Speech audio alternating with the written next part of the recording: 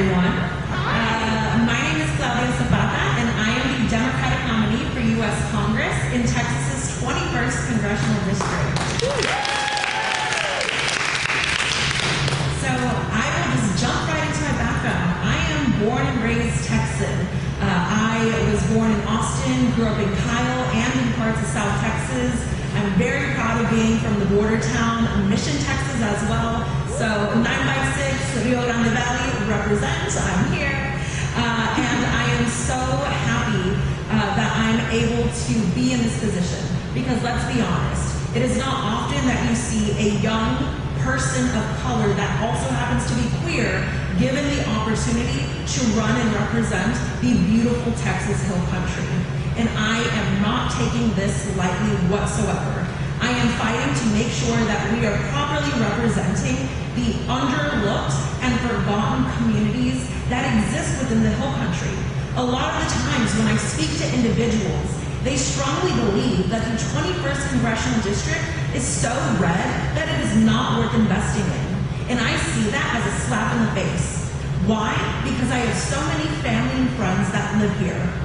Family and friends that are written off and forgotten about majority low-income and Latino neighborhoods that exist here in the Texas Hill Country.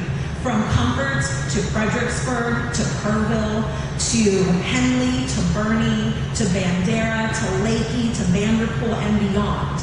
I am tired of my friends and family always being forgotten and overlooked, and that's why I'm running. A lot of the times we get asked questions as a candidate. Why did you decide to run? And at this point, what I have to tell people is I'm 28 years old and I have nothing left to lose in life.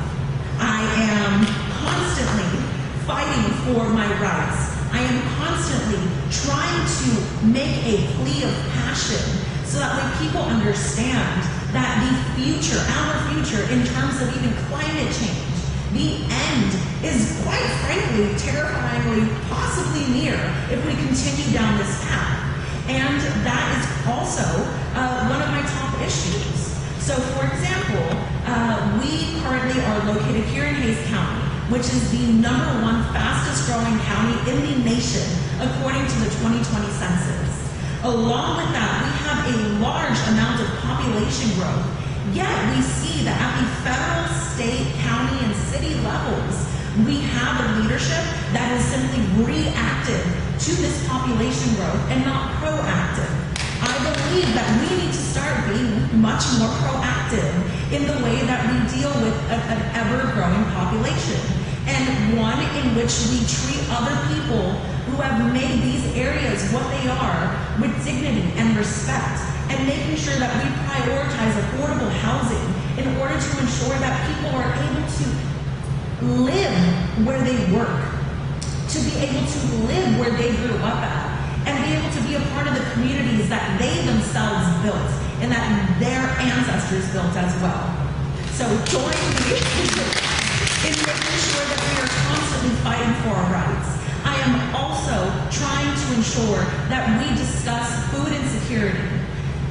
Throughout the 21st Congressional District, 98% of the population lives within U.S. Department of Agriculture defined food deserts. This means that individuals do not live within 20 miles of a grocery store.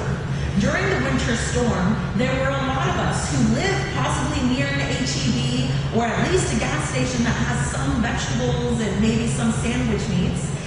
We found that we were able to possibly make it out to a grocery store, but we were fighting for what was left on the shelves. But there were hundreds of thousands within this district who weren't able to even leave their driveways, who weren't able to even get to a grocery store to be able to find food in the first place. We have some of the highest rates of children that go hungry every single year. And so I want to make sure that we are prioritizing our small and mid-sized farmers here within the Hill Country to be able to provide and grow food and also sell it to their communities, to be able to provide for their communities. There is no reason why, as Texans, we can't be allowed to take care of each other. And lastly, I am also fighting to make sure that we talk about healthcare in rural Texas that just doesn't involve hospitals. I am sick and tired of the only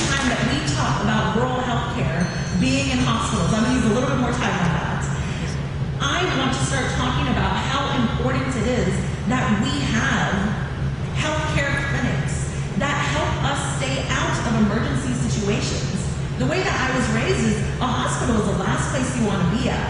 And on top of that, it's not as if providing insurance is going to solve this issue. You can throw money at the problem. You can throw insurance at every single one of these individuals or every single constituent that lives within the 21st district. But it does not mean that they are going to have equal opportunity and equal access to care.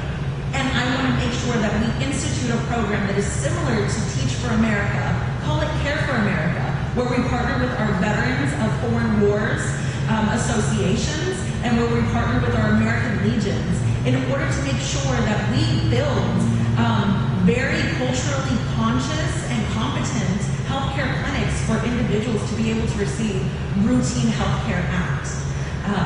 I am really, really passionate about this position because, like I mentioned earlier, this opportunity does not come often for someone who looks like me. And I am working really, really hard every single day to make sure that we're not only engaging with Democratic voters, but that we are building our base. That I am constantly going out and knocking on the doors of those who have been forgotten and overlooked for so long. If you would love to come out and support me, find out how you can volunteer or donate at www.ponclaudia.com. You can also find me on social media at Claudia. Thank you.